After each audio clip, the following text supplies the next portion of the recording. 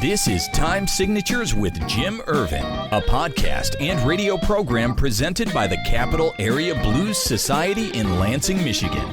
Driving up and down these Michigan roads, yeah. And now, here he is, your host, Jim Ervin. Baby, I'm home.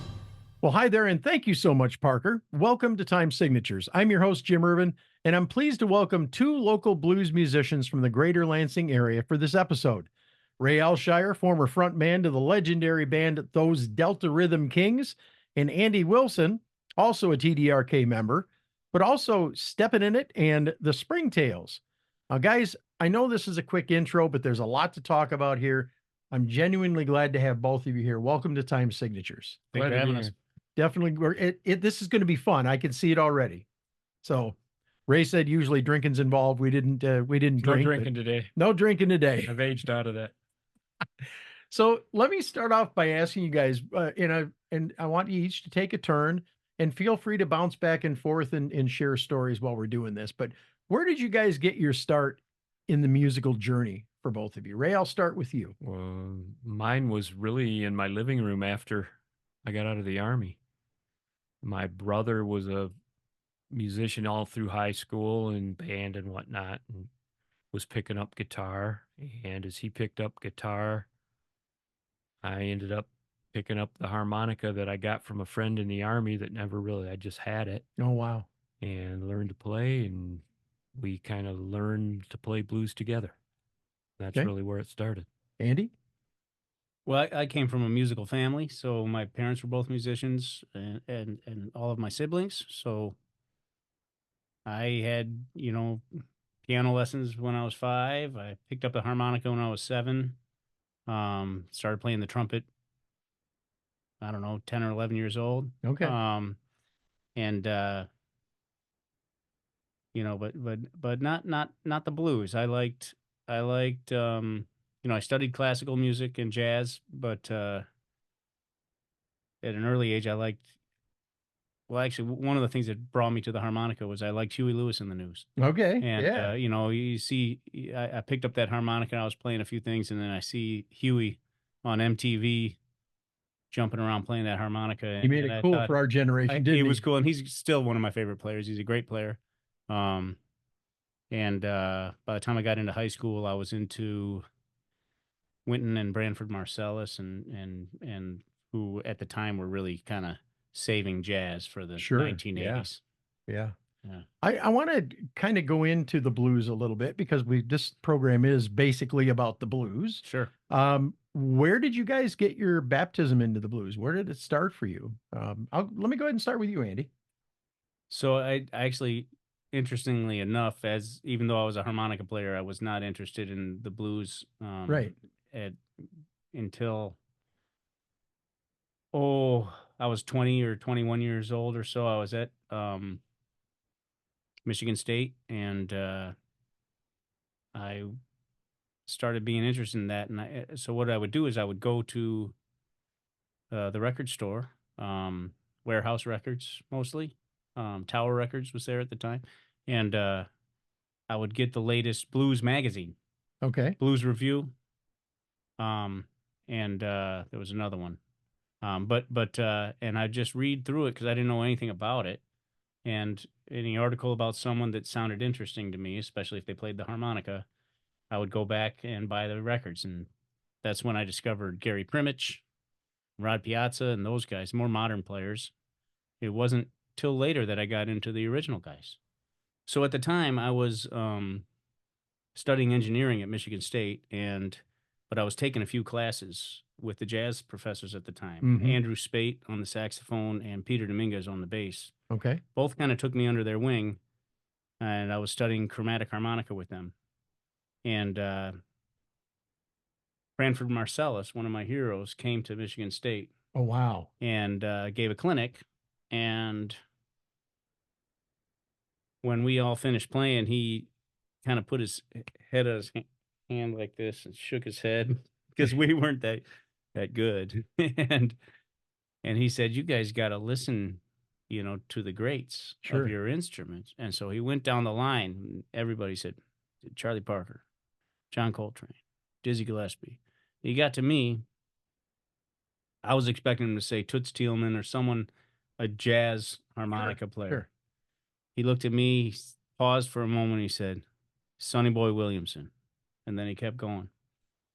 And so I kind of thought he was blowing me off. But when Branford Marsalis tells you got to listen to Sonny Boy Williamson, you listen. So I went to Tower Records and I bought my first Sonny Boy Williamson record. And that was my introduction to the real classic guys. And it led me into Little Walter, became a huge Little Walter fan. Oh, yeah. Big Walter. When I say Sonny Boy Williamson, I mean, I was just telling a student this. If I just say Sonny Boy Williamson, I'm talking about Sonny Boy 2. There's, of course, a Sonny Boy 1 as well. Okay. Which, I don't know if you know the story of that, but I it's a don't. favorite of mine. So they were both fantastic players and singers. Sonny Boy 1 was probably the better songwriter. But Sonny Boy 2, in my opinion, was the better harp player. And the reason there's two of them is that Sonny Boy 2 stole Sonny Boy 1's name. Oh, wow. So Sonny Boy 1's real name was John Lee Williamson, Sonny Boy Williamson. And Sonny Boy 2's real name was Alex Miller. Okay. And Alex Miller learned all of Sonny Boy 1's songs and just went around saying he was Sonny Boy. And he played gigs and everything, and then he did his own stuff too, and he ended up hosting a real famous radio program called the King Biscuit Flower Hour down in Helena, Arkansas. Okay. But And that's a common thing in the blues world of the late 40s and 50s. Yeah. Sure. Of, there's a story that Little Walter once shot a guy who was impersonating him, and in fact, George Smith called himself Little Walter. Little Walter to get gigs out on the West Coast. Because he was in Los Angeles, Walter was in Chicago. They didn't really cross paths. Okay. He knew all the songs, and who could tell him? It wasn't like you YouTubed the guy and knew what he looked like. Not back then, anyway. Yeah. Nobody Yeah. did. Yeah. Well, Ray, how about you, man? What was your baptism in the blues like? Well, really, it was, I kind of had a few blues records coming from the rock and roll side of things. Okay. From Led Zeppelin and the Rolling Stones, and tracing their roots back to who wrote that song. Yeah. Who wrote that song, and then buying records at Elderly Instruments, going through every Saturday, looking for new blues records that I didn't have yet. And it was simple enough music with a 12-bar progression. It was simple to understand. It wasn't simple to play well, but it was simple to play. And that's all we did. My brother and I would sit around and play together. He'd play either his acoustic or eventually an electric guitar. He started playing slide guitar like Muddy, Yeah. a Telly guitar, and I'd play some harmonica, and we went to a few parties and played some parties for some money, and called the band Delta Rhythm Kings because that's what my brother's Dixieland band that he had in high school was called. Okay. And Ray, tell me if you remember, but what I remember from, and this might have been earlier for you, but from the 80s and early 90s, is it used to be the guy that worked at the local record store would know me. And I'd walk in there, and he knew I bought Sonny Boy Williamson last week, and he'd say, "Hey, this new thing came out. Go check this out." Or, he would, "Oh, they just reissued this Miles Davis, whatever." And that's really missing now. I don't I have don't think that happens anywhere. Like I would go into Warehouse Records. What were the other ones? There were a couple. Well, you 2, Flat 3. Black and Circular up in East Lansing. I still go there. Yeah. But they don't know my taste like they used to at Warehouse and some of the places that sold new stuff. I do know those guys, and the original owner of FPC, Dick Rosemont, he played with a lot of mutual friends. Oh yeah. Yeah, sure.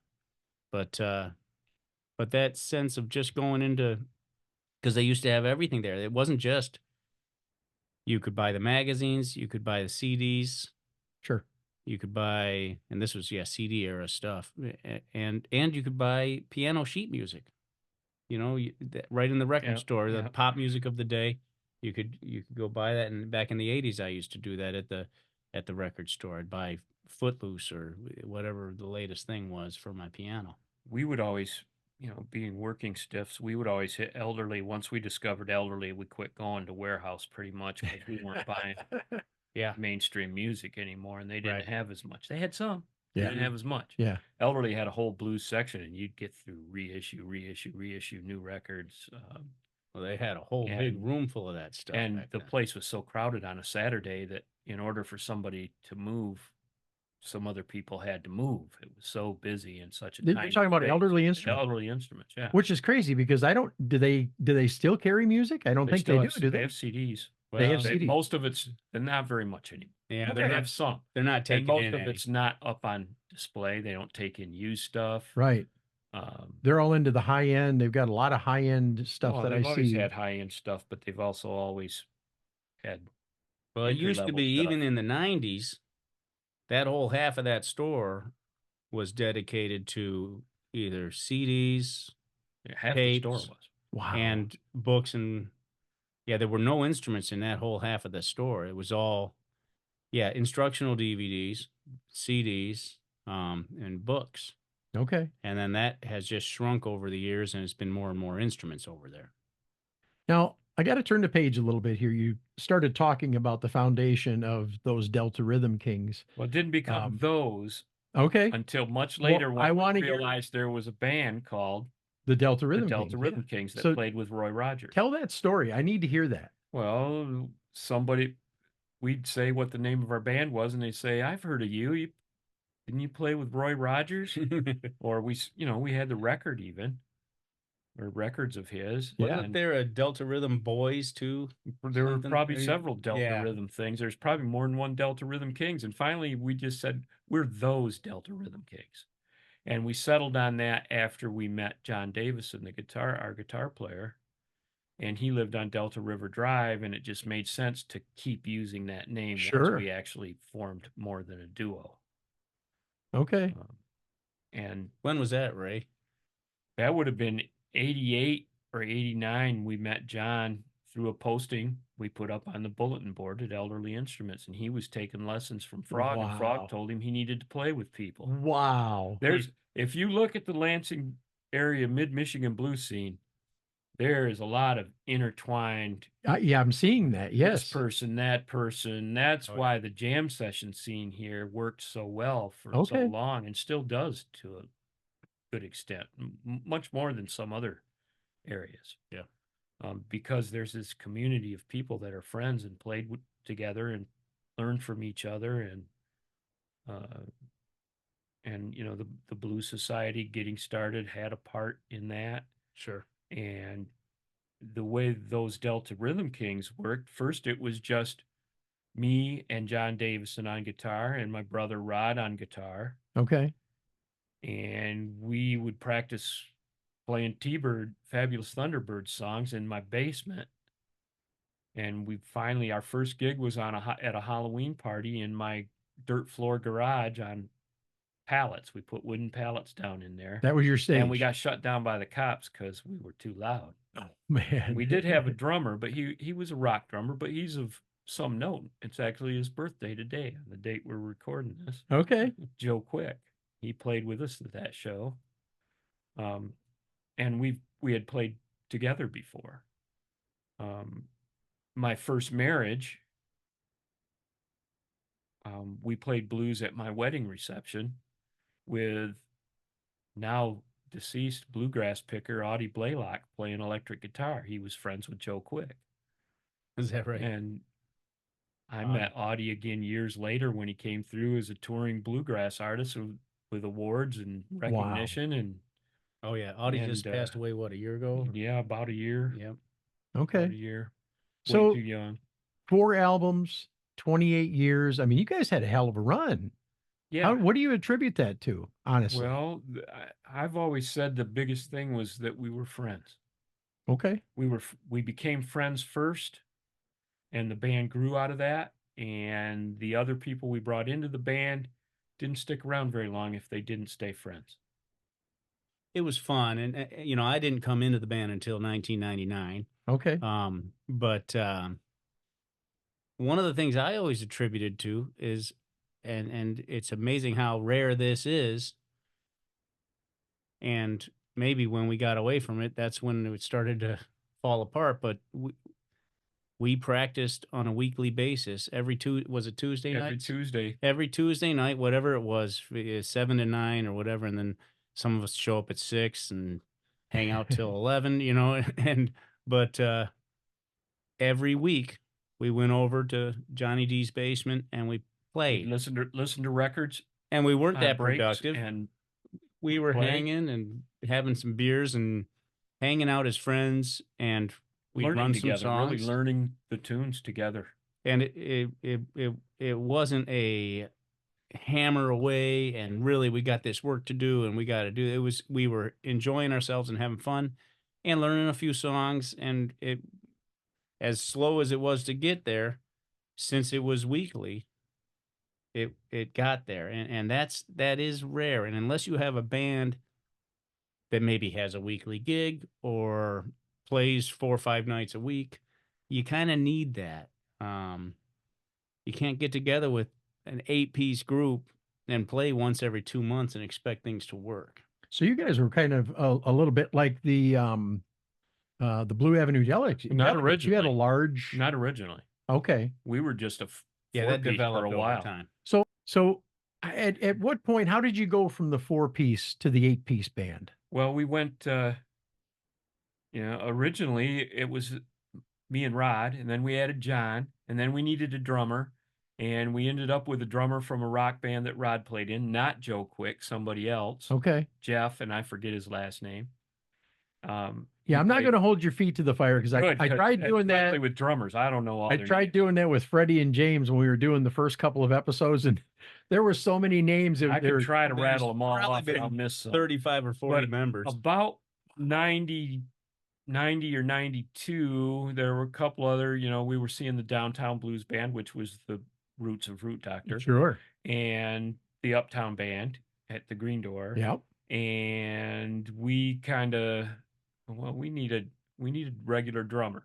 So we had this Jeff for a while, and we added a bass player. And once we added a bass player, we fired him after, I don't know, a while, a year, half a year, I don't know, because he said one night at our regular rehearsal, why don't we play something else beside this Muddy Waters? Whoa. You're fired. Yeah. I did it almost on the spot immediately. Wow. And because he wanted to play something more complex, and he was relatively a beginner too, and he didn't dig staying in the blues pocket. And our next guy was George Harai, Right. who's still in the band. Yeah. Was still in the band until the end, and we still play with regularly, and found out he played baritone saxophone. And Rod said, well, I can play some bass. So we'd switch off. He'd play some sax and Rod would play some bass, and we'd have one guitar. And we added Jill Messing, who I first saw sitting in with the Downtown Blues Band, I think, and a band called Blade and the Blue Tees she was in. Okay. And I think Johnny played guitar with them briefly, a few gigs, although I'll be generous to Blade since he's passed. It didn't work out. Okay. We'll just say that. Sure. And I said I needed to be a better harp player, and I can't do that if I'm fronting the band and singing all the songs, so we should have another singer, and we brought Jill in. Okay. That's around the time where I met you guys. And that's about 93, 96 maybe. No, Well, it not was that quite. lineup though. It was that lineup. Yeah. Okay. And we added another horn player. First it was Dave Woolert, who came down to our blues jams that we hosted at Capitol Hill Station, which is one of the clubs that I would say is Never got to see our it. roots. Never got to see it. Yeah. And we were playing pretty regularly, at least once a week, sometimes twice, sometimes 2-nighters on Sure. weekends. And we had this jam thing going on for a little while, mostly that I hosted, and John wasn't always in it. Okay. And neither was Rod, because they had day jobs that precluded that. And I Gotcha. was a teacher, and apparently I didn't care. Okay. But Yeah. we would do these gigs, and then in '96, with that basic lineup, where we replaced Dave Woolert with a saxophone, another sax, so we had two saxes. We went to the IBC, the International Blues Competition in Memphis, representing. We won the contest they had at the art festival, and we went. How'd for you the guys Blues do? Society. Well, in those days, if you represented a blues society, you went right to the finals. So we were in the finals, played on the Wow. big stage at the Daisy Theater, which was like weird, because No we were kidding. just always packed into a little tiny bar stage or a Not much bigger than the or studio here, eh? corner somewhere, and not Yeah. even on a stage. And so it was weird. We didn't do well, Okay. But you I'm went. sure, but we Sure. went, and we were amazed to see, wow, this is like blues heaven down here on Beale Street. Yeah. And Well, it was especially held during the IBC, yes, because you're seeing there's all these other bands from all over the that are, country. generally speaking, there's local bands that are as good or better than the national touring bands. They just got families, or they don't want to live that crazy life. Sure. And so a chance to see bands like that, the best of the bands like that from all over the world. Kind of was an impetus to work harder and Yeah. better and do more and work on your show. And, Yeah. and it kind of got to the point where I said one time, well, you always said when you're ready to take over again, take over again. I was offered a harp position with, oh geez, I'm going to forget his name, out of Detroit, and he's in Florida now. Oh, is it He played with Dennis Grunley for a while. I know who Well, you're anyhow, talking about. a great guitar Great player. Him and his brother had a band out of Detroit, and they wanted me to come front the band and play harp, and I was considering doing it. And I Wow. said, well, if you guys don't want to do that, I understand. I'll go play with them because I'm ready to do that. Sure. And so Jill stepped down, and I took over the band and said, if you guys want a lot of gigs, I can get you a lot of gigs, but you have to do things the way I tell you to do them. And so we got a little more professional, Okay. and we got a little more into what should we look like, what should we play, but thinking about how the whole thing fit together. And I got serious about the business end of it and started booking gigs a lot harder. And it was pretty fortunate because that was getting up on the time when the short-lived swing revival of the late 90s And I recognized that right was off. about to happen. And we were, in 96, I turned 21. I started going to Capitol Hill Station. Okay. And that's when I met you. At the jam. There was there was a Tuesday night jam, but then there was a Thursday night jam that you ran, that was called Cool Ray and the Snake Handlers. That was one of my side projects. And my main side project. great for players. several years. Jason Strothide, I think, was playing bass. Yep. And you might have had Wade and Wade Paxton Olson and or I think something like Paxton. that. There were Or- two yeah, guitar they players moved- for a while. Sometimes it was Johnny. at But some the way it point. worked is technically, Cool Ray and the Snake Handlers wasn't an open mic.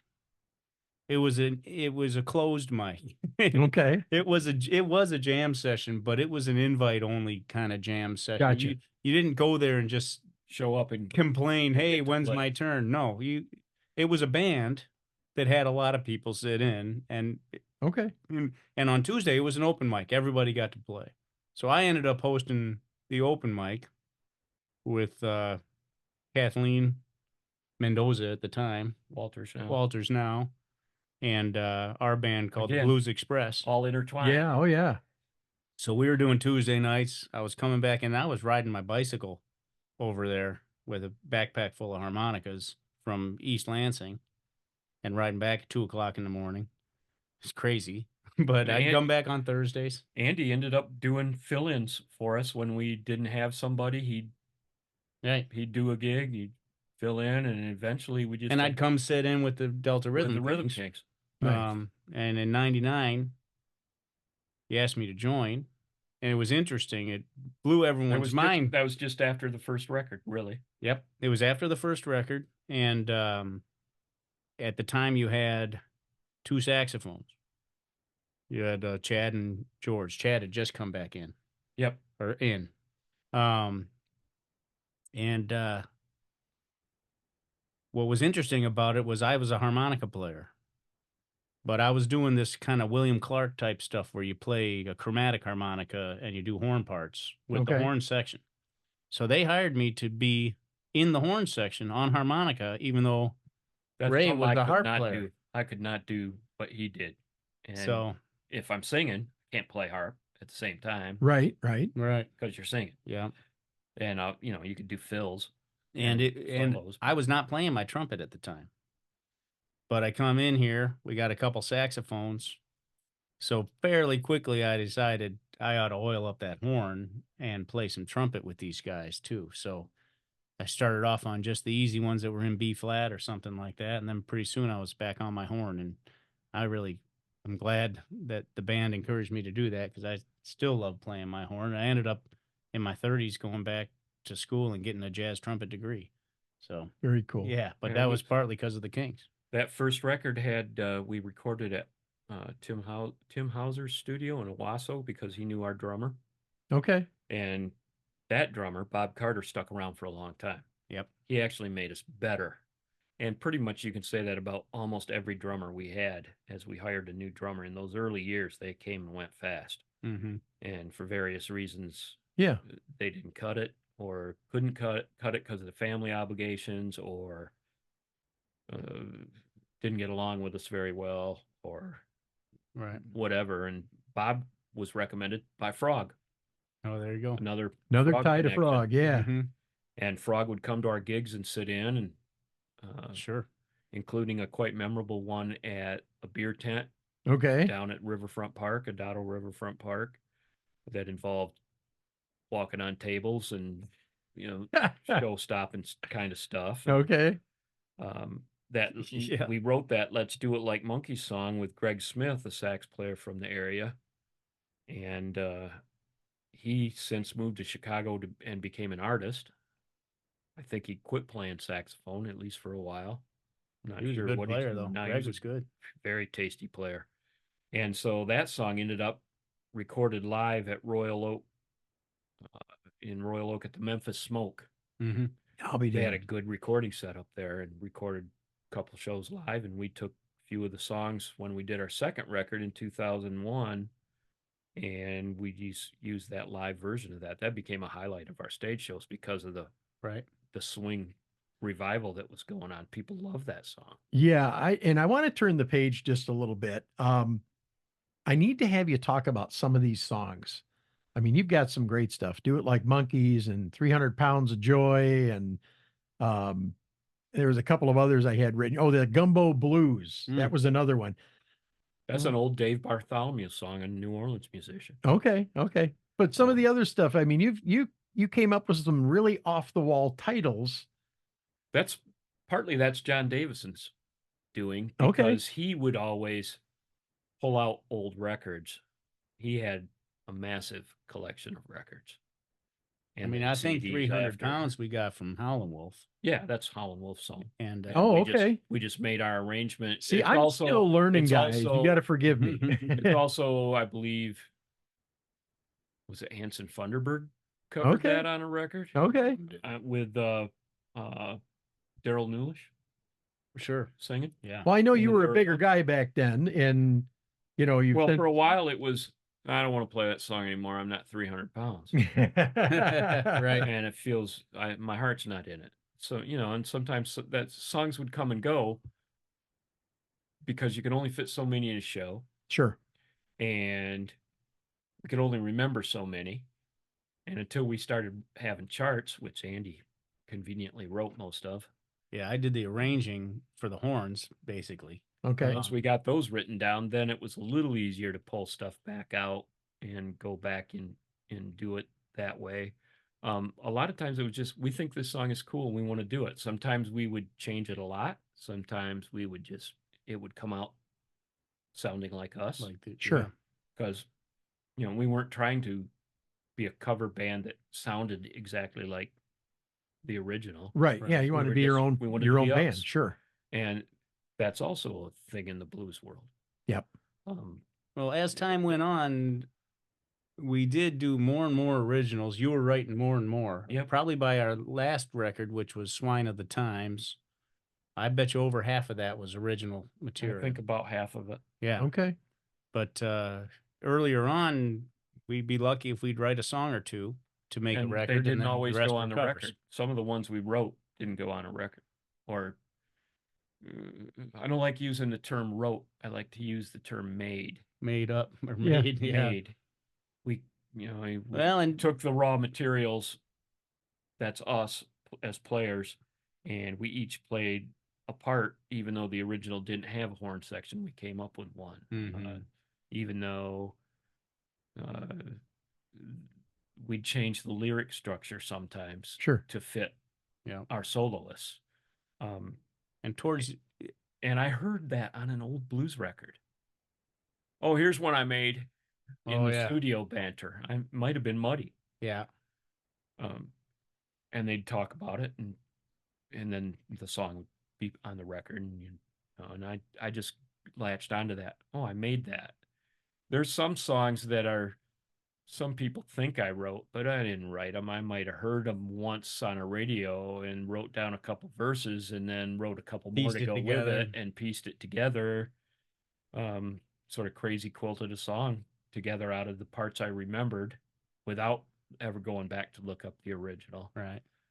That's kind of cool. And I mean, being from a town like ours, you probably didn't have the music police breathing down your neck like they would be today, Right. saying you stole it or whatever. But I mean, Well, we weren't selling 200,000 copies each. right. But I like the fact that, and I've talked to several band members that have had similar journeys with their writing, that it's not always been a straight across, sit down and write the song and pick the tune and the whole 9 yards. But Ray, we did have some good times, especially on the last record, I think, where we did kind of collaboratively write a song. Where Yes. you came up with Yep, some lyrics. Definitely.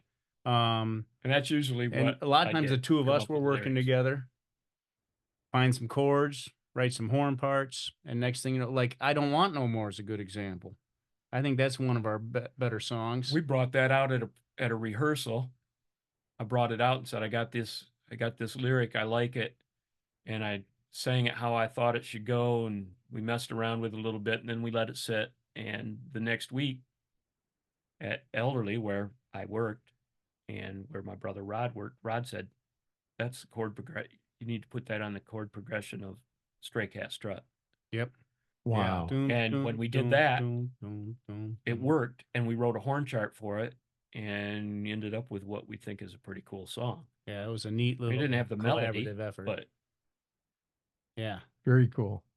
yeah. Very The cool. whole band really contributed to that song in one way or another. and that's really how most of them. A lot of times, a song would get drug out at a jam, or at our jamming portion of rehearsal, and we'd say that works pretty good like that. Let's do it like that. Mm-hmm.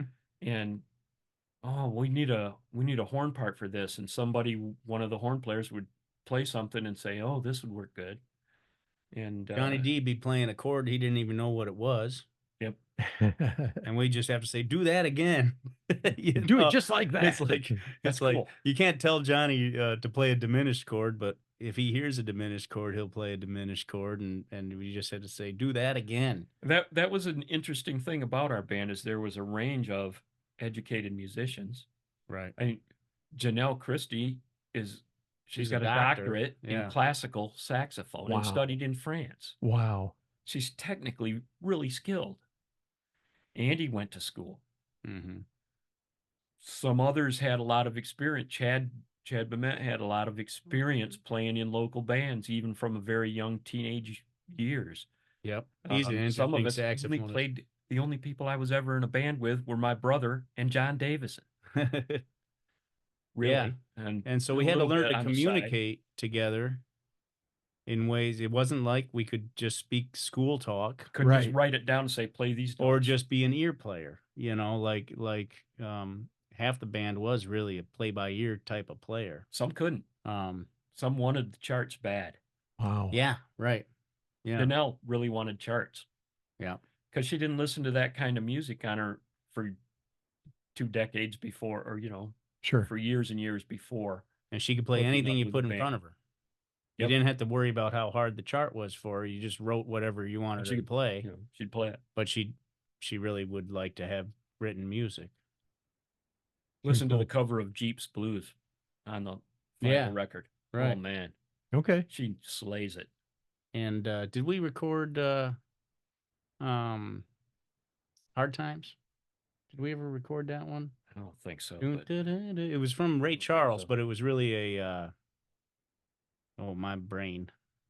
Who's that saxophone played with Ray Charles? I don't know. It was, I only got so much room, and that ain't in it. yeah, it really featured his saxophonist. It was an instrumental song that we did, and I can't believe We I did can't it in a think lot of of it shows. now. I don't think we ever We recorded. maybe never recorded it, but we featured Janelle on it, and she just blew it through the roof. It was amazing. She played the alto sax. Her husband Chad played the tenor. So we had tenor, Barry, George on the Barry for a long time. Barry, tenor, alto, and trumpet, which is a nice setup. It was easy for me to write for. Yeah. It's hard to write. Sometimes I write for just a trumpet and tenor, and that's harder to write for when you don't have the support of the alto sax. Alto fits right in between the tenor and the trumpet. Mm-hmm. And really, what got us the most recognition was that first recording we did with that lineup, with Boxcar Bob Carter on drums, Andy and Janelle and Chad and George in the horns, and we did it at Glenn Brown's studio. Yeah, on his The legendary Glenn cool Brown studio. legendary great studio. again. Yeah. A lot of stuff recorded there. Yeah. And he had just gotten his console from Muscle Shoals. Oh man. And so we recorded direct to 2-inch tape. I need to get him on this show. sweet. I've heard lots Glenn of would be stories great. about that. Yeah. Yeah. Oh, he's got tons of stories. And he's done all kinds of recording for different people. But So really, 3 of our 4 records were pretty much that lineup. The first one, I think we had Ian Knox on saxophone. Ian Knox was on Before sax. Janelle had joined. He actually the first one was Greg. The very first record was kind of a different lineup. Yes. Saxophone. And then Let's Do It Like Monkeys was with Ian Knox. And then in 2001 we did some of the drummers changed. Every Night and Every Day. And then in 2005 we recorded Just the Way We Like It. He's got crib notes over here. Yeah, I got to look at my notes because I don't remember what it says. And I'm just now, it just came to my attention as I was doing some other work that we never got any of this stuff up on Apple Music and Spotify and stuff. So I'm going to put that up. Oh man. And I'll send you a link. You can put that in your show notes. That's a cool thing to be announcing right here. Yeah, absolutely. For the first time, we're going to have at least, I think, just the 3 records. We may not do the very first one, but might be hard to do the way it was recorded. Well, we'll see. If I've got it in good enough quality, I'll do that one too. But I've got the other 3 ready to go, so I'm going to get those up, and by the time this airs, they should be on there. Well, you're watching and listening to Time Signatures. I'm your host, Jim Ervin, and we are having a great discussion with a former frontman of those Delta Rhythm Kings, Ray Aleshire, and also the horn guy over here next to me. His name is Andy Wilson. And guys, I know you all are laid back here, and this is a pretty chill conversation. But rumor has it you guys got banned from doing live performances on Michigan State's radio station as WDBM. Let me tell you a couple stories here. Pull up a chair. We had been on WDBM on their blues show several times. Okay. Sam, what was Sam's last name? Oh, yes. Sam, he ended up being a promoter in Plymouth, or did something for the city in Plymouth, and we got gigs there. But when he was the disc jockey at the student radio station, we'd come in, and he always would like you to play something if you can, but how do you play with a 6 or 8 piece band in a tiny studio and not set up drums? And so, maybe we'd play a little something, but mostly we talked and played tracks from our records. And it was pretty common in those days for us to self-medicate / lubricate before shows or during shows because we're there to have fun. That's what we Sure. were there for. And the radio station was no different. We'd pregame the radio station just so we wouldn't be nervous. And this particular last time we came into the studio, it was kind of early evening in summer, and the dorms were busy. There were a lot of young women around that particular dorm where they had the radio station. Okay. And I made some comment on air of, well, there's a bunch of pretty girls around here today. It's a pleasure to be here, or something like that. And it turns out it was a high school volleyball tournament using the dorm. Oh, jeez.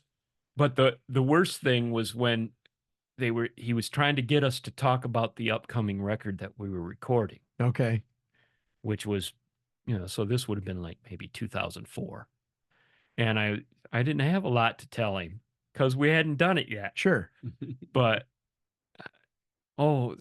there's going to be some guest artists on it. Everybody that Chad Bement ever gave a reach around to, which was a common phrase in the band, and it just meant somebody you did a favor for. Got it. Yeah, they were common phrases in the band. And common phrases that weren't common everywhere else. Right. Well, as in any group of friends. And that didn't go over too well. And it wasn't so much a 4-letter word. It was just the double you'll never be on here again. You're embarrassing me, or you're going to get me in trouble. I don't know if he got in trouble. Yeah. I have no idea. I doubt it. But you did come back. You did eventually come back. Later, Ben Hall, Yeah. who is in Fat Boy and Jive Turkey now, he became a DJ there. Interlace.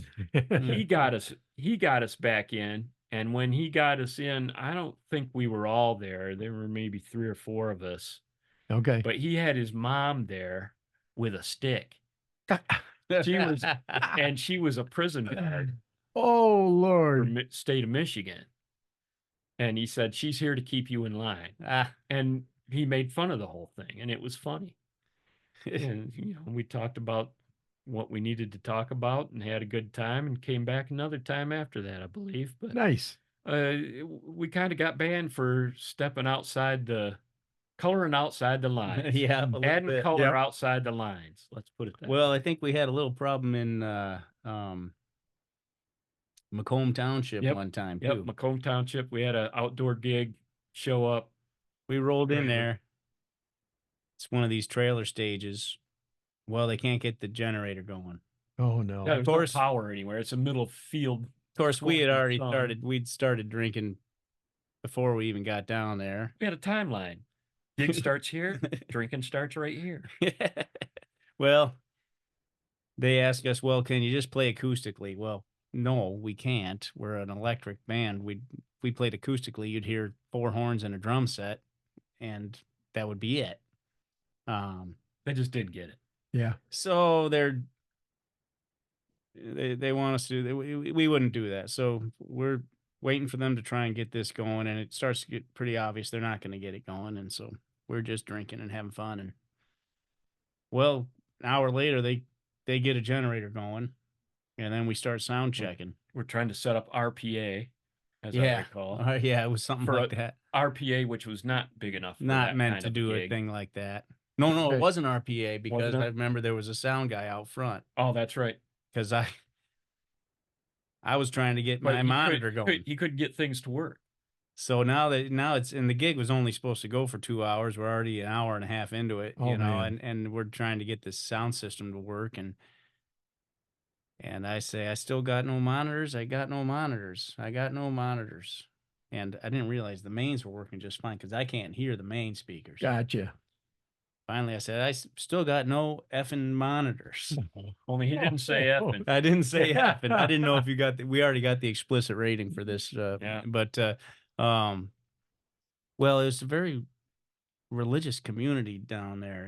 It's pretty conservative. Sure. People coming up to us talking about fornication before the king and all kinds of things. He said, he came up to me and he said, I don't appreciate what you said in front of my son. You didn't need to hear that or something.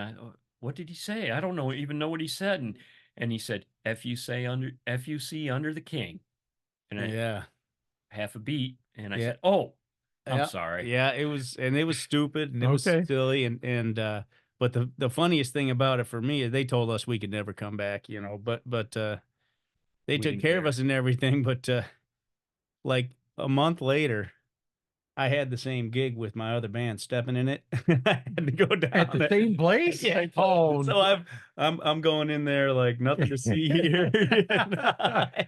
and you never got caught. No one recognized me. I think I put a hat on and Didn't talk about the monitor. I didn't say anything about They it. probably wouldn't have recognized him at any rate. Yeah, but Oh, man. yeah, I had to just kind of lay low and try and keep my head down there because they didn't want me back, but they didn't know There were me. some other things. We always said our best worst gig was this little club in Alma that we played. And there was a room in the back, a showroom in the back, and a bar in the front. And you'd go through the bar, and then there's a showroom back here, and there was like nobody there. Two of my second cousins came to see us. Oh, wow. And there was this other person passed out on a table over in a booth. And maybe one or two others poked their head in now and then during the night. But at one point during the night, the person that was passed out at that table threw up all over. Oh, no. All over. You could smell it. Oh, And needless to say, we never played there again. But it wasn't our fault. Yeah. It was just, I guess they thought we would draw people in from all over the state or something. I don't know what they Wow. thought, but it was just obviously we shouldn't have been there. Yeah, But we were set up to play and we got paid. I always thought there's kind of two kinds of gigs, two kinds of poorly attended gigs. There's the kind where the owners come up to you and apologize to you for there not being anybody there. right. And then there's the kind where they come and ask you why there's not anybody there, you know. Yeah. And I like the former, but yeah, it's hard to draw people in, especially blues and jazz. If the club doesn't have a following and a crowd, it's hard to draw people in unless you're already famous. Yeah. Yeah. Yeah, I can understand that. And the word blues for non-blues people scares them Back away. in those days. Yeah. And now when they hear the music, they like it. Yep. You know, if you don't tell them it's blues. Well, okay. They like it. So let me stop you for a minute because this is something that has been stuck in my craw for all of the almost 2 seasons that I've had the program. But I've looked at Joe Bonamassa, for example. Okay, Joe Bonamassa, he doesn't fit in the blues mold, the little square box Right. that No, he the definitely blues doesn't. like. Some people's box is smaller than others. Exactly. Yes. My box Yes. is pretty small. Okay. But I describe the blues as a buffet. Okay. You got a little bit of this over here. You got a little bit of that over And there. it's gotten more and more so. It has over time. But I mean, it's what I like about Joe. And for some reason, there's a lot of people, even in the blues, that don't even know who the hell Joe Bonamassa is. And I don't get it. He sells out the Fox Theater in Detroit. He sells out the Hollywood Bowl out in California. Just about everywhere he goes, Royal Albert Hall, sold out.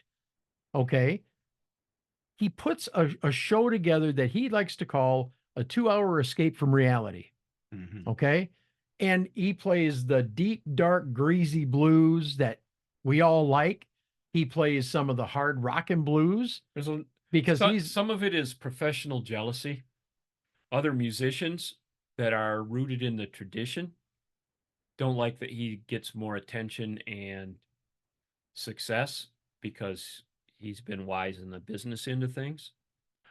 But sometimes it's just there's a lot of blues right now that's leans heavily on the rock side and the funk side of things. Yes, sir. That some of the traditionalists, well, yeah, that's good, but I don't like it. One of the things that I like about Joe, and I'm not trying to curry favor, I'm still waiting to get him on the show. I hope and pray to get him. He's about as hard to get as Buddy Guy. Sure. But the thing that I like about him, it goes back to the old adage, a rising tide raises all ships.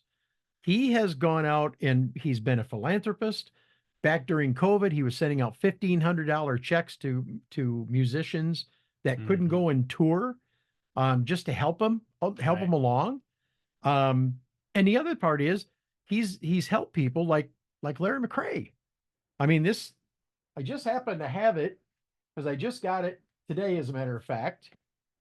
There he is. It is, yeah. I just got this today because the vinyl bug bit me on my birthday, April 9th, okay? And I got a turntable that I bought over there from a guy that refurbishes them for the record lounge. Sure. This guy right here, this is a product of Joe Bonamassa. He actually helped Larry do this album. That's not an uncommon thing. And Johnny Winter was considered a rock guitarist, and he revived Muddy Waters' career in the 80s. But isn't that kind of cool that they're doing these things? I mean, you know, for the blues purist out there, there's like you said, some boxes are smaller than others, and there's nothing wrong with that. Stones have done the same thing. They were just down at the Jazz Fest down at New Orleans. Well, they call it Jazz Fest, but there ain't.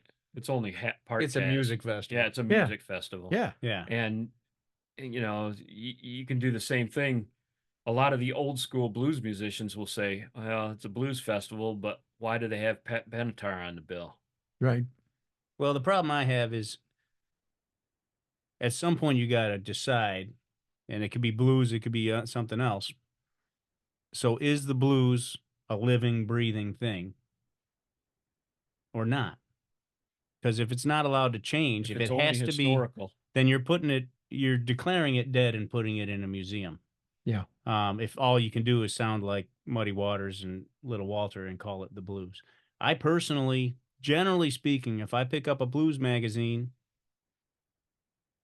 and they got an article on somebody and they're saying, "Oh, this is pretty good, but I don't know if it's really the blues," I'll go buy that record. Because I'm going to like when Rick Holmstrom did Hydraulic Groove that had drum loops and all this weird stuff on it. He's an amazing guitarist. He's now the musical director for Mavis Staples. Used to play with Rod Piazza and the Mighty Flyers. I loved that. It had the Roots in it. And Joe's kind of the same way. Now, Joe kind of takes it in a different direction that's a little less my style. It's a little more Guitar Hero, But either way, you have to let things change. Same thing with jazz. Same thing with these other styles of music. If you say it's only the blues, if it sounds like it did in the 1950s, then you have declared it dead. Yes, and put it in a museum. That's true. But at the same time, for the people that do like traditional blues, I'm okay with that. Oh no, it's fine. There was a quote, and I forget who it was one time. You can be a fan of a scene, or you can be a music fan. And you can be in the rockabilly scene, and if it's not rockabilly pure, then I don't want nothing to do with it. Right. Or you could be in the blues, or you could be the same thing's happened in country music. Yes. Yes, it has. That ain't country no more. The whole it happens. Categorizing of this is it's changed, and it's getting harder and harder, but there are more categories. Used to be there was, blues, jazz, rock, country. Yeah. Might be about it. Classical. Maybe fairly clear between them. Yeah. Now there's a lot of stuff that the latest Americana came about, which kind of grabs because they were having a hard time defining. They couldn't give it a label, so they had to call it something. And I struggle, and that's one of the things I'll have to do when I put this stuff up on Spotify or whatever. You have to tell it. And I had my last record I did. It's got some jazz standards on it, and it's got some more folk music, kind of like your Nora Jones or something like that, Sure.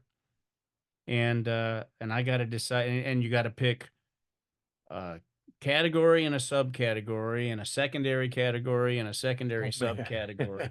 And it's a drop down menu, and it's like you got to choose from what's there. You got to pigeonhole yourself. I can call it if I call it jazz, then I'm allowed to pick folk jazz as my subtitle, and then but if I call it folk music, there's not really any, and that's what'll happen. And Yeah. And this feeds all these algorithms that people are using to find their music these Sure. days. But- We've kind of stretched some of the boundaries, but we also were kind of considered blues snobs for a while because we didn't want to play Mustang Sally Right. because it was overplayed mostly, not because not it was 'cause a of bad Back in that song. era, I can imagine. And it's just everybody played it, and everybody, it's like filled the dance floor Freebird. every time. People would just say it because it's the only thing they knew. And Well, and we did some swing stuff. The West Coast blues cats all got into swinging heavily Okay. because of T-Bone Walker, in Sure. my opinion, and a few other artists. But well, it and gave out financially Brown encouraged by the late '90s and the late '90s swing thing. craze. They wanted, when Rick's American Cafe wanted to hire a swing band, who could we hire? Those Delta Rhythm Kings. They're a swing band. Well, We were the closest thing, and then the we played dance a show instructor. with Kim Lenz, who was kind of a rockabilly act, and we did, they'd have a swing instructor, and the swing instructor might Wow. complain that we're not playing traditional swing. They'd look up at us and say, "Play a foxtrot." We got a letter. We don't from know a foxtrot from a hole in the ground. Oh no. yeah. Somebody playing D'Amelio, who had a dance studio across from Elderly Instruments for decades, and she was yeah. involved somehow with the folks at the New Year's Eve thing that Lansing did. And Okay. there was going to be a swing dance instruction, and we were going to play, and she sent a letter to the board or whoever puts that thing together saying, this is just music that teenagers jump up and down to. And I was like, sweet, that's what we want. You're jumping up and down. That's what I want. It wasn't strict rhythm, number of beats per minute. There weren't. Yeah. Everyone wanted to do that thing, but there weren't the bands to support there it weren't in the this band. town. And so, we got a lot of great shows. We were better than most at because it, of the believe swing it or not. thing. Yeah. Having that And we would fluidity just- in your and we would- your well, and we presentation. Had a horn We didn't- section. We didn't Sure. play swing band music or big band music, although we sort of hinted at it sometimes. Sure, We'd sure. throw in snippets of quotes from it in the Yeah. blues and jazz tradition of quoting another song in a solo.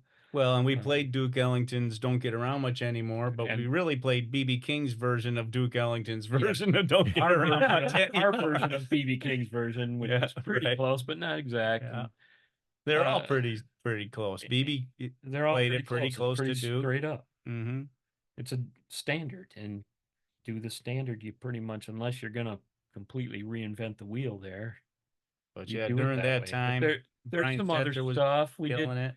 We did some of the early Wynonie Harris and Roy Brown early Oh, rock yeah. and roll stuff, which went through its own. What's that? That's Elvis. You can't have that. Elvis took stuff from those guys, from Little Richard, from Wynonie Harris, from Roy Brown, from Big Mama Thornton. We're You ain't listening nothing to but a hound dog. Louis Jordan and the Timpani Five and the Nat King Cole Trio and stuff like that too, influencing. And our we stuff. played some Louis Jordan. We played some Nat King Cole. And a lot of blues bands would say, that's not on my playlist. But it was Wow. on ours, and it fit into our sound and our instrumentation, so we did it. And we also did a heck of a lot of versions of Muddy Waters and Howlin' Wolf and Sure. songs like that. A lot of New Orleans stuff. We did a fair amount of Texas stuff. We did a fair amount of California stuff. California. In our own way. Very cool. Um, I got to tell you guys, I have literally thrown my questions into the air because honestly, we have bounced all over the place and we've covered a lot of ground during this interview, and I enjoy it. But I think this is the first time that I've ever been pulled away from my question list and just flowed Bro, like we're doing here. There's so many things. One of the greatest gigs we ever did was the year 2006. We hooked up with James Harmon to do the Blues Festival, Okay. the Old Town Blues Festival at the time. It was Michigan Blues Festival now. Okay. And we did 2 other gigs with him. One at the State Theater that I think he lined up, and maybe he lined up the other one too. And it was at that club in Dearborn. Yeah. Not Memphis Smoke. No, Wasn't it there? No, not Sully's, but the other one in Dearborn. I can picture it. Big room. Mm-hmm. And, he didn't want to do any of his songs off his records, even though we did some of them. He Yeah, didn't want that us to took us by learn any surprise. of them. He wanted to come up on stage and say, play a groove like this. And he'd do something to it. He'd He told he'd me that do once he those- recorded the song, it was done. He It was was never done. never played it again. Wow. He's a storyteller. He would take a snippet of some other song, like something, keep it clean. Oh man, you got to keep it clean. He was great. And he'd make up this whole little story and song. He had a couple little hand signals. One Say, of if the I do this, then stay on the one and give me stops. But if I do this, you keep going. You know, things like that. And we played that. We opened the show for him Yeah. at the festival, and I had to convince him to let Mike Lynch play keys, who's played with Larry McRae and a whole bunch of other people. You know, they get more Interlaced. intertwined. And Mike was on our third record. Yeah. And He it played was with us at a about time where he was becoming a pro musician, and Wow. he'd do gigs whenever he could with us to make his tiny bit of cheese from our large share of pie. Small pie shared a large. I could make it into a 9-piece Served band. a large- Mike was large there and I was people. there. And and I convinced him to do it, and then he was glad he did because Mike could play. Oh, yes, he can. And the horns, he was iffy about that too, but it worked out. And Yeah, it was and he weird came because he out, had horns the on some crowd of his went records. wild. It was wild. Yeah, that was fun. You guys ever think about getting some of the guys together and maybe Well, doing we do actually. Well, okay. Some of us. Yeah. Yes, you do. A small handful. At the jams and Yep. and you know, we quit in February of 2016. I announced we're done. Okay. Our drummer who had replaced Bob Carter, Jeff Schaup, had quit. He said he was done because he was mad at something Chad said. And Chad had that way of irritating people. And you know, we had gotten to where we couldn't do that Tuesday night practice anymore. It's Jeff was busy. if or you want to something play was with busy. good musicians, they're not always available. And we Right. had things. Yep. I had too much going Gigs on. were I was fewer and traveling. farther between and harder to get, and nobody wanted to do the work. I kind of tired of doing the work to get the band gigs anymore. And I really think that steady Tuesday night was That a was a big really- part that of was a what big held it thing. together It for was a a big real thing. long time. because it helped us gel on a personal level and helped us grow musically and put the tunes together and get the tightness that everybody said we had. Yeah. You guys are tight. We play every week. Well, it's one of the things that I like Yeah. about listening to your albums is it's fun. They're fun. Oh yeah. That was always and it comes across it's professional, but it's fun. that was always the that's why we started doing it. Was Yeah. to have fun. Yeah. Mhm. Because it was the most fun we could have. And if you want to putting get tunes rich, together. starting an 8-piece band and doing It's not the local way to gigs. do it. Or even, we traveled. We played Memphis a couple times. We went down to the IBC twice. Yeah. 2 different times.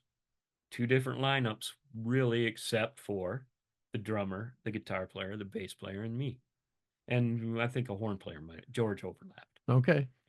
Yeah, I was just in the second one. Yep. Here's a funny story. We got down there. We drove my big red van, the stepping in it van, all the way down from Lansing to Memphis, and got ready to do the first gig. And I didn't have my trumpet. Oh no. I'd left it in the driveway. I called up Mike. Mike went out in the driveway, grabbed my horn, Oh no. pulled it inside. At that time, I used to carry my harmonicas in this big accordion case like this. And in there with it, I have what's called a pocket trumpet. It's a little trumpet about like that. I played all those gigs down there on my pocket horn. It's the same length as a trumpet. It's just wound all tight like that. That's crazy. And I happened to have that in there. And other than that, I don't know what I would have done. I would have played the whole thing on the harp. I can play anything I can do on a trumpet. I can do on a harmonica, but happened to have that it would little have just thing. made you more nervous. Yeah, right. Yeah. And nice to have the horn. that second time we played at BB King's twice. Yeah, The BB King's did. Blues Club. On a big stage, in a big room with a big crowd. It was so Mhm. much fun. The first trip to IBC, they had it in the fall at the same time as the King Biscuit Festival. Oh man. So I saw James Harmon with Ron Levy playing organ, who people would know if they were fans of the blues at the time, and Bob Margolin on one night on guitar, and I believe it was Anson on the second night, Anson Thunderbird, because James' guitarist got called home for a funeral. His grandfather had died or something. And, you know, these guys were all in town because they were playing the festival. Right. I saw one of the best shows ever, blues shows I've ever seen there at on Beale Street at the Rum Boogie. I don't know if it was one of the times you were with us or not. It was Bob Margolin playing guitar, singing. He had a 3-piece band. On drums, it was Willie Big Eye Smith. And then From Muddy's band. And then the upright bass player, I don't know his name, but the cool thing about it was both the upright player and Big Eye Smith were really good harmonica players too. Big Eye's, he can play just like Little Walter. People don't know that. He's known as a drummer, but he can play just like Little Walter. No kidding. And so on some songs, Big Eye Smith would be playing the kick drum and the hi-hat and the harmonica with the upright bass and the guitar. And then on the other songs, they'd put down the bass, he'd play the whole kit, and it'd just be guitar and harmonica and drums. And sometimes just guitar, bass, and drums. But that was as real of a Chicago blues kind of sound as I've ever heard live. Bob played with Muddy for years. Yeah. Wow. And probably, I don't know who the bass player was, but probably he did too. Yeah, it wouldn't surprise me at all. It's the guys, you know, that became, I don't know if you knew this, but that became the legendary blues band.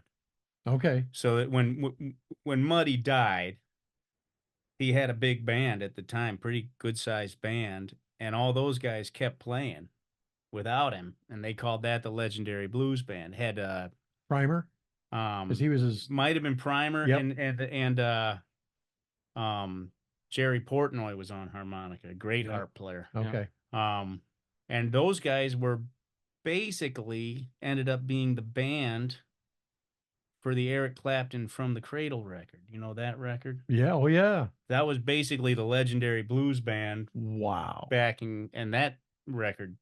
See, this is why I like doing this show, man, because I always get these stories and it's a history lesson. It's an ongoing history lesson every time I do an episode, and I love it. You know, I've different times brought some people in and sponsored their shows, or even paid out of my pocket to pay them because we couldn't sell enough tickets to get them in, or sought some sponsors. We've done that with Mark Hummel. We've done it with Jim Flynn's done it a bunch of times. Yes, sir. I would say the clubs locally, we played almost every club that had live music, and some that only had live music for a short time while the blues was big. Everybody wanted to hire a blues band in the 90s. Yeah. And in the early 2000s. And Capitol Hill Station, we got a great start there.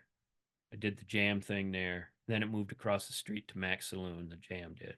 Okay. The incredible stuff that happened there. You could do a whole episode on just that. Just that. Yeah. Max Saloon scene. And the stuff that we did, like blow up a loaf of bologna in the middle of Washington Avenue, plaster a Mustang with bits of bologna. That's a whole Oh story. no. The funny thing is, we were doing Capitol Hill, and we were getting fed up with the ownership there. And Wade, just on a set break, walked across the street to Max Saloon, set up the whole thing, came back across and said, "Next week we're across the street, boys." They're going to pay us a little more. Yeah, and they took care of us, and we finished the gig, and that was the last one. And we took it over to Max. Years, and a lot of musicians from not just the blues came through there, and we had special shows. We had Elvis show up one year dressed as Santa Claus. He passed out on stage and had to be resuscitated. Yeah, we had to all bologna, cheese, and cracker nativity scene. We had bologna and cheese nativity scene featuring the baby Jesus. Yeah, we had a carving contest, carved chunks of bologna, and it was quite a scene because they had a couple pool tables in the back, and a lot of us like to shoot, but they didn't. They had lousy cues, and we also had, for some reason, I think it was partly because of the band Half Looking and their friends, quite a following from the lesbian community at this thing. Yep. Okay. So it was these bikers, lesbians, and blues musicians. Yep. And we'd be walking in the back And door. occasionally some people from Elderly that Yeah. were friends with the blues musicians. All those musicians were walking in the back door with a pool cue over one shoulder and a guitar in the other hand, and black lights and Blacklight and Playboy prints magazine, of body parts on the wall, and everything all over. painted. And you didn't printed. know where you were Oh when my you gosh. walked in there. They were very warm and welcoming to us. They were a blast. They maybe were a little scary at first when I first walked in there, but get to know those people. I got to doing a song there that later caused me some problems because I've been banned from singing it at several places. Been told I know it's that called one. "Shave 'Em Dry." It goes back to the 20s. Okay. It's kind of obscene Okay. without using any 4-letter words, really. And they Except- loved except for that the stuff at the saloon. They loved that stuff. Oh, they Okay. couldn't get In enough fact, of it. they wanted the song on their jukebox, so I got them the recording that I took it from for their jukebox. No kidding. Got it from Yeah. Elderly, but I was banned at the Nut House. I couldn't sing that song anymore. Moriarty's told me I couldn't sing it there anymore. And there was one other place. Don't ever sing that song again. Yeah. And most of the places you sang it, you didn't even think people even heard it Right. because like Nut House Sports Bar, they sort of half paid attention to us. We're sitting Right. on the floor, Right. Yeah. But then after, don't play that song again. Okay. Really? So Well, there were a lot bring of it out songs every like once in a that in the 20s. and Yes, there were 30s. tons of them. You know, that was very common. Some kind of double entendre or something in Pretty there. movie. And blues is known for Pre-movie double code stuff. entendre. Mhm. Yeah, it's full of them. There's all, Yeah. if you start banning stuff, you better listen to the lyrics better and ban a whole bunch of them. Yeah, that's right. There's a whole bunch of them that you can say, well, it's not about this, it's about that. Yeah. I Yeah. was just listening to Wynoni Harris. I think it was Wynoni. Keep on churning until the butter comes. Who did Somebody Done Changed the Lock on My Front Door? I think it was Wait, a Wynoni it could be version. Wynoni. I think Louis Jordan did it too. Okay. But you know, he's talking about how he pulled his key out, he couldn't get it in, and all these kinds of things Yeah, like that. You know, It's that all, was it's all that was blatant- just great blatant songwriting. Yeah. double and it's great songwriting because It did hold. it both appealed meanings. to the populace Mhm. without crossing the line that got you thrown in jail. Right. Right. Or a 'Cause big you could fine. always Or, you could always say, "What are you talking about? It's not about that. It's about this." Someone Yeah. changed the lock. yep. I can't fit the key in anymore. Well, Ray Aleshire, Andy Wilson, I want to thank you both for being here today. We've at least got 2 episodes, if not 3 here that we're gonna whittle We this could- up. We could pull out all kinds of stories. Well, Yeah, you know, We get and to thinking about them. it's part of what I do is fun when I can sit down and talk to musicians like you guys who just feed off of each other and go back and forth and keep going with the stories. And I mean, I have a feeling if we sat here and recorded, we could probably sit here another 2 hours. Well, you told us to have fun, so that's what you got. Well, and that's, yeah. And that, you know, like I said, 3 of my favorite episodes were with Mike Scory and Jim Alfredson. Right. And it was very much like you guys just did, just had fun talking about, you know, the glory days and because they were intertwined with so many exactly. bands and people Yes. they played with, they had a lot Even of though they stories to probably tell. never played in the same band because they play the same instrument. Right. Yep. Isn't that Or they amazing? played in the same band, but not at the But same not at the time. same time. Right, right. Yes. Right. Yes. Well, Well- thanks for having us. I appreciate your time. Thank you so much for coming. And also to the viewer, to the listener, to the follower, I want to thank you guys for being here because if it wasn't for you, we wouldn't even be able to do this. It wouldn't be possible. But we appreciate you being here. Do me a favor, down below, click subscribe and also the notify button so that you don't miss any episodes. Jim Ervin reminding you that keeping the blues alive is everyone's responsibility, but preserving the history of the blues, let me try that again. Preserving the history of the blues one story at a time, that's my mission. Until next time, so long. See you. Take care.